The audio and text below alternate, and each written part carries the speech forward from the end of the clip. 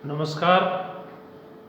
आपका सुदामा चरित्र चल रहा था, जिसमें सुदामा की पत्नी सुबुद्धि सुदामा को उनके मित्र श्री कृष्ण के यहाँ भेजना चाहती है और सुदामा उसको समझाने की कोशिश करता है कि संकट के समय में मित्र के यहाँ शरण नहीं लेनी चाहिए। लेकिन सुबुद्धि कहती है कि भगवान श्री कृष्ण के सामने या उनके यहाँ हमारे जैसे हजारों लोग मदद के लिए जाते हैं और भगवान श्री कृष्ण उन सभी भक्तों की, सभी जरूरतमंदों की मदद करते हैं, उनकी कष्ट और परेशानियों से उनको मुक्ति दिलाते हैं। और तो वो कहता है सुदामा, प्रीत में चूक न है उनके हर, मोह मिलिए उठ कंठ लगाए कर। सुदामा कहता है, जब वो कहती है उसकी पत्नी कि तुम जाओ और तुम्हें देखते ही वो पहचान लेंगे और पूरी भीड़ में तुम्हें गले से लगाएंगे, तो सुदामा अपनी पत्नी को जवाब देते हुए कहता है, प्रीत में चूक न है। भगवान श्री कृष्ण अपने प्रेम संबंध में या मित्रता को बहुत अच्छी तरह निभाते हैं। उनके हरि मोह मिलिए, और मेरा श्री कृष्ण से मिलते ही कंठ लगाए, वो उठ करके मुझे गले लगा लेंगे। ये भरोसा सुदामा को भी है कि जैसे ही श्री कृष्ण मुझे देखेंगे, मुझे अपनी सभा में देख करके खड़े होकर तुरंत मुझे अपने गले लगा लेंगे, मेरा आलिंगन कर लेंगे। द्वार गए कछु दे पे दे, द्वार का नाथ जो है सब लायके। अगर उनके द्वार पर जाने के लिए कुछ तो भेंट स्वरूप, आपने देखा होगा जब हम रिश्तेदारी में कहीं जाते हैं तो कुछ न कुछ भेंट स्वरूप लेके जाते हैं। तो यहाँ सुदामा भी यही कहता है कि मित्र को भेंट करने के लिए, देने के लिए हमारे पास कुछ नहीं है। द्वार का नाथ जो है सब लायके, भगवान श्री कृष्ण की कोई कमी नहीं है। लेकिन जब मैं मित्र के यहाँ जा रहा हूँ तो मित्र को भेंट स्वरूप कुछ न कुछ फल या स्वादिष्ट चीजें, मिठाई वगैरह मुझे लेके जानी चाहिए। या विधि बीत गए पन द्वय, और वो कहता है कि विधाता ने हमारे भाग्य में गरीबी लिख दी है और इसी गरीबी में जीवन यापन करने से हमारे उम्र के दो हिस्से यानी युवावस्था और वृद्धावस्था की ओर सुदामा अग्रसर हो गया है। तो दो पन ये व्यतीत हो चुके हैं, अब तो पहुंचो वृद्धापन आय के। और वो कहता है कि किशोरावस्था, जो युवावस्था समाप्त हो चुकी है गरीबी में जीवन यापन करते करते, अब तो वृद्धावस्था को प्राप्त होने वाला है या वृद्ध हो चुका है सुदामा। जीवन के तो है जा के लिए हर्षों अब हो कनावड़ो जाए के। सुदामा अपनी पत्नी से कहता है कि अब वृद्धावस्था आ चुकी है, हमें और कितना जीना है, अर्थात कितने साल और जिएंगे। अब इस उम्र में आके, बुढ़ापे में आके भगवान श्री कृष्ण का एहसान लेना, भगवान श्री कृष्ण का कृतज्ञ होना मुझे अच्छा नहीं लग रहा है। क्योंकि भगवान तो सब उनके यहाँ तो किसी चीज की कोई कमी नहीं है। लेकिन अब जब जिंदगी के इतने साल निकल गए, वृद्धावस्था आ चुकी है और कितना जीवन और शेष है, और इस शेष जीवन में या वृद्धावस्था में आके भगवान के सामने हाथ फैलाना मुझे अच्छा नहीं लगता। तो उसकी पत्नी कहती है, वैजे कनावड़ो बार हजार लो, हितु दीन दयाल सुपाइए। दीन दयाल, भगवान श्री कृष्ण कैसे हैं? दीन दयाल है, दुखियों की मदद करने वाले हैं, असहाय और पीड़ित लोगों की सहायता करने वाले हैं। तो भगवान श्री कृष्ण का कृतज्ञ होना, उनका एहसान लेना, अगर ऐसा समय 1000 बार भी करना पड़े तो आपको बिना सोचे समझे कर लेना चाहिए। या भगवान का एहसान लेने में कोई बुराई नहीं है। जो हेतु दीन दयाल सुपाइए, वो तो भक्तों के हेतु है, हितैषी है, शुभ चिंतक है। जो भी भक्त या लोग उनके यहाँ जो चीज मांगने के लिए जाते हैं या अपने कष्टों का से मुक्ति पाने के लिए जाते हैं, तो भगवान श्री कृष्ण उन लोगों को उनके कष्ट से तुरंत दूर करते हैं। तीनों लोक के ठाकुर हैं। सुदामा की पत्नी सुबुद्धि कहती है कि श्री कृष्ण साधारण व्यक्ति तो नहीं है, वो तीनों लोगों के स्वामी हैं, तीनों लोगों के आराध्य है। तिनके दरबार में जात ल जाइए, उनके यहाँ जाने में कैसी शर्म, उनके यहाँ जाने में कैसी लज्जा। तुम्हें तो सहर्ष अपने मित्र कृष्ण के यहाँ जाना चाहिए। मेरी कही जिय में धर के पिया, वो कहती है प्रियतम, मेरा तो ये मन है, मैं तो ये चाहती हूँ क्या भूलन और प्रसंग चलाइए, अर्थात तुम्हें व्यर्थ की बातों को छोड़ करके श्री कृष्ण के यहाँ जाना चाहिए और श्री कृष्ण से मदद मांगनी चाहिए, क्योंकि तुम्हारे वो गुरु भाई हैं। तुमने और श्री कृष्ण ने एक ही गुरु के आश्रम में साथ रहकर विद्या पढ़ी है, विद्या अध्ययन किया है। और के द्वार सु काज कहा पिय, द्वारका नाथ के द्वार सिधारिए। वो सुदामा की पत्नी कहती है कि तुम और लोगों के दरवाजे पर तो मांगने के लिए जाते हो, लेकिन जो तीनों लोगों के स्वामी हैं, तीनों लोगों के जो आराध्य है श्री कृष्ण, जो सभी भक्तों के कष्टों को तुरंत दूर करते हैं, उनके यहाँ जाने में तुम्हें शर्म महसूस होती है या तुम अपने आप को छोटा या संकुचित महसूस करते हो। वो तो तीनों लोगों के स्वामी है, वहां आपको एक पल की भी देर नहीं करनी चाहिए और दूसरा कोई प्रसंग नहीं चलाना चाहिए। बस आपको एक ही काम करना है कि आप श्री कृष्ण के यहाँ द्वारका जाइए। जब बार बार इसी चीज को सुदामा की पत्नी रटती रहती है, सुदामा के सामने कहती रहती है, तो सुदामा उससे कहता है, सुदामा उसको समझाने की प्रयास करता है। और सुदामा क्या कहता है, उसका यह नरोत्तम दास ने चित्रण किया, द्वारका जाहूजू, द्वारका जाहूजू, आठों जाम यह जग तेरे। सुदामा कहता है कि तूने तो एक ही रट लगा ली है, एक ही जिद पकड़ के बैठी है, एक ही जग तूने ठान ली है। कौन सी? द्वारका जाओ, द्वारका जाओ, द्वारका जाओ। आठों जाम यह जग तेरे, 24 घंटे आठों पहर, 24 घंटे में 8 पहर होते हैं 3-3 घंटे के, तो आठों पहर 24 घंटे यही एक जिद ठान के बैठी है, यही एक जग या एक ही बात को बार बार रिपीट करती रहती है, पुनरावृत्ति करती रहती है। कौन सी बात? द्वारका जाओ, द्वारका जाओ। जो न कहो करिए तो बड़ो दुख, जय कहा अपनी गति हेरे। और सुदामा कहता है कि जब भगवान ने हमारे भाग्य में, हमारे ललाट में गरीबी लिख दी है, तो इस गरीबी को कोई नहीं मिटा सकता है। और तुम इस बात को व्यर्थ में ही जिद पकड़ के बैठी हो कि तुम द्वारका जाओ, द्वारका। द्वार खरे प्रभु के छरिया थे। और वो कहता है कि जैसे ही मैं द्वारका श्री कृष्ण के राज महल के सामने जाऊंगा, तो जो पहरेदार होगा, चौकीदार होगा, वो छड़ी लेकर के खड़ा होगा, सख्त पहरा दे रहा होगा। तह भूपत जान न पावत नेरे, नेरे भी समीप। और मुझे वो श्री कृष्ण के पास ही नहीं जाने देगा। मेरी शारीरिक अवस्था देख करके, मेरे शरीर के कपड़ों को देख करके द्वारपाल या द्वार पर पहरा देने वाला जो द्वारपाल है, चौकीदार है, वो मुझे कृष्ण के पास तक नहीं पहुंचने देगा, वो मुझे बाहर से ही भगा देगा। 5 सुपारित देख विचार के, भेंट को चार न चाउर मेरे। तो सुदामा कहता है, मैं आपको अभी बता रहा था, जब हम रिश्तेदार या मित्र के यहाँ जाते हैं तो मिठाई या स्वादिष्ट ये सब ड्राई फ्रूट्स वगैरह लेके जाते हैं। तो सुदामा कहता है कि मित्र को भेंट करने के लिए 5 सुपारी तो मेरे पास है नहीं, 5 सुपारी तो बहुत दूर की बात है, वो तो हमारे लिए बहुत बड़ी बात है। भेंट के लिए 4 चावल भी हमारे पास नहीं है। मैं खाली हाथ अपने मित्र के पास कैसे जाऊंगा? नियम से तो मित्र से मिलने के लिए उससे भेंट स्वरूप, उपहार स्वरूप कुछ 5 सुपारी होनी चाहिए थी, लेकिन 5 सुपारी तो हमारे लिए एक सपने के रूप में है, स्वप्न है। हमारे पास तो कृष्ण को, हालांकि कृष्ण की कोई कमी नहीं है, तीनों लोगों के आराध्य भगवान श्री कृष्ण के यहाँ भेंट स्वरूप हमारे पास तो 4 चावल नहीं है। जब 4 चावलों का नाम सुनती है उस गरीब सुदामा की ब्राह्मणी पत्नी, तो बड़ी प्रसन्न होती है और अपनी जो पड़ोस में एक महिला के पास जाती है, उसका यह चित्रण किया है। यह सुन के तब ब्राह्मणी गई पड़ोसन पास। और सुदामा के मुंह से जब सुनती है उसकी पत्नी कि मित्र को भेंट स्वरूप 5 सुपारी चाहिए, पर 5 सुपारी तो बहुत छोड़िए, बहुत दूर की बात है, हमारे पास तो 4 चावल के दाने भी नहीं है।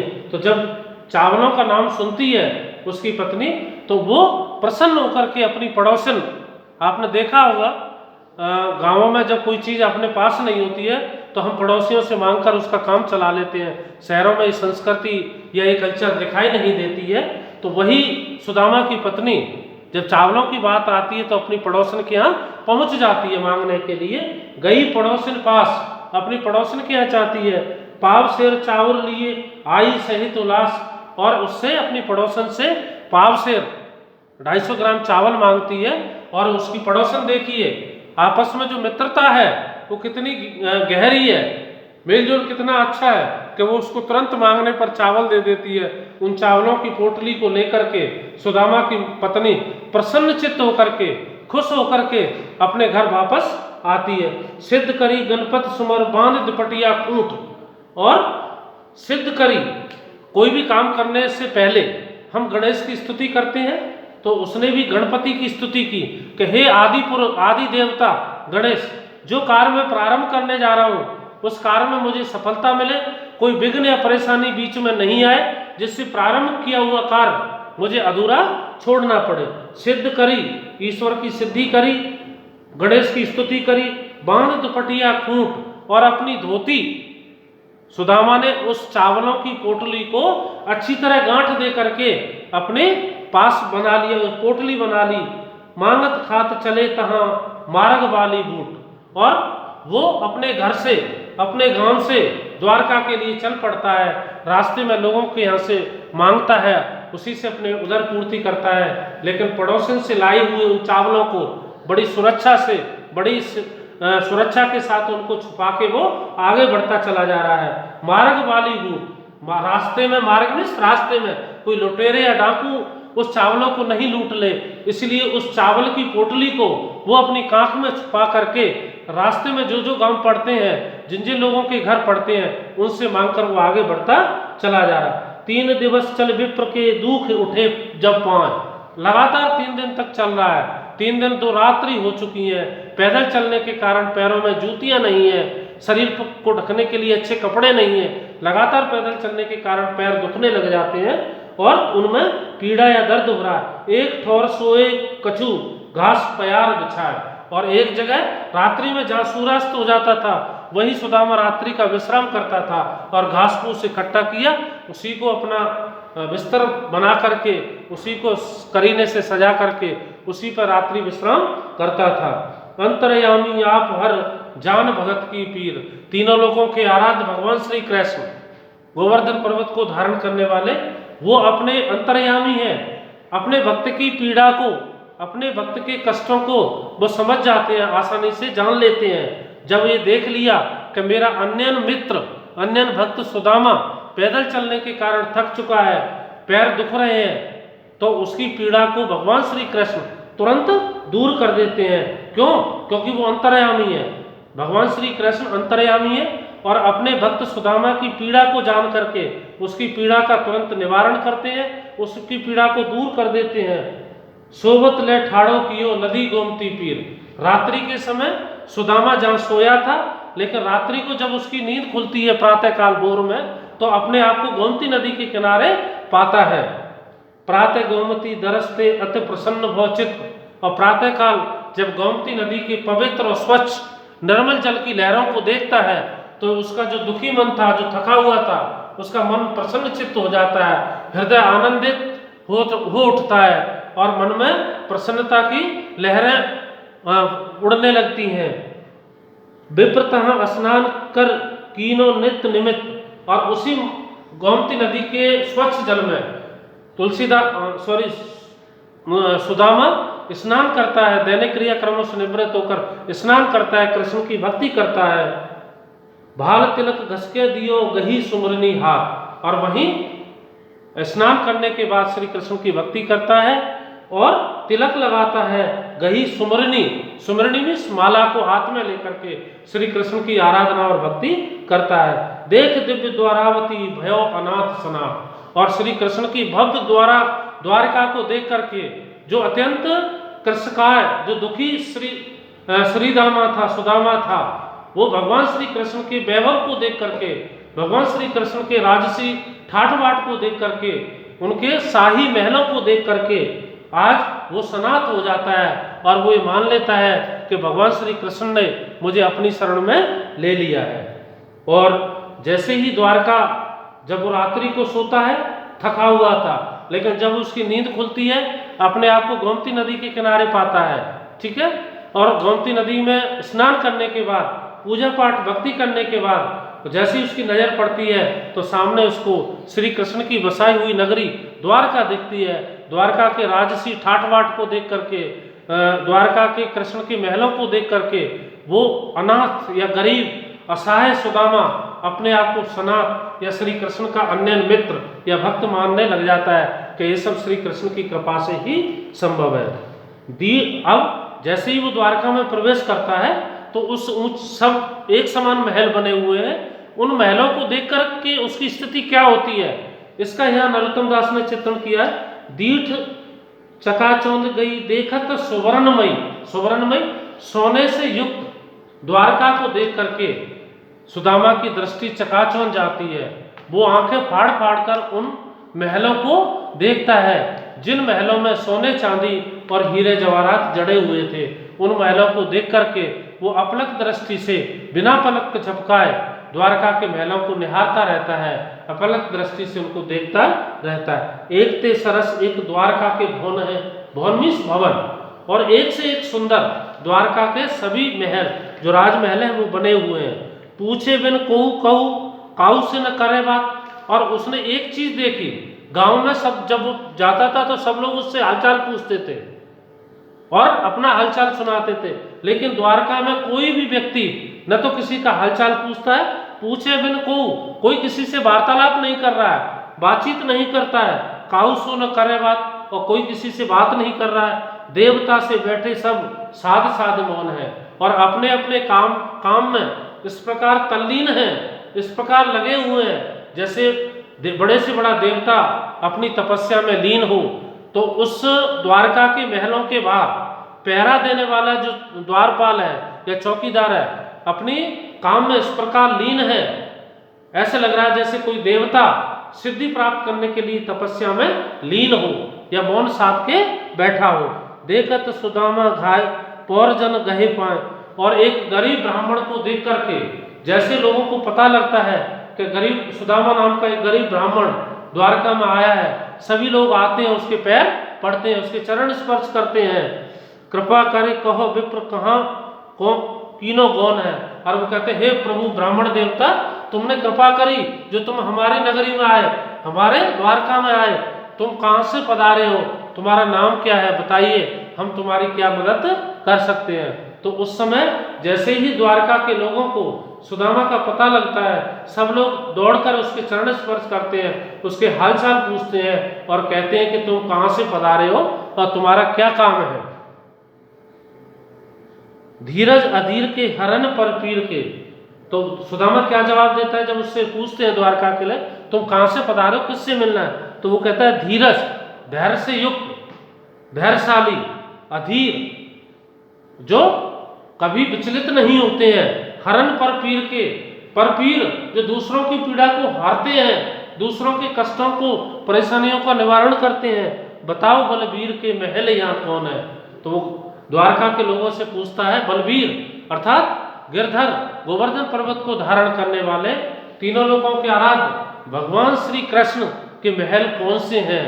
वो सुदामा उनसे पूछता है कि मुझे श्री कृष्ण से मिलना है और वो श्री कृष्ण के महल कौन से हैं।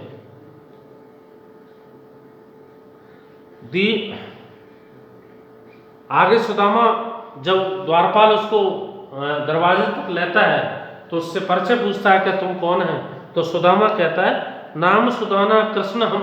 वो कहता है मेरा नाम सुदामा है, मैं और कृष्ण पढ़े एक ही साथ हमने पढ़े हैं, एक ही स्कूल में विद्या अध्ययन किया है, एक ही गुरु के आश्रम में हम विद्या अध्ययन किया है, और अर्थात हम गुरु भाई हैं। कुल पांडे ब्रजराज सुन, और कुल से पंडित हूँ, ब्राह्मण हूँ।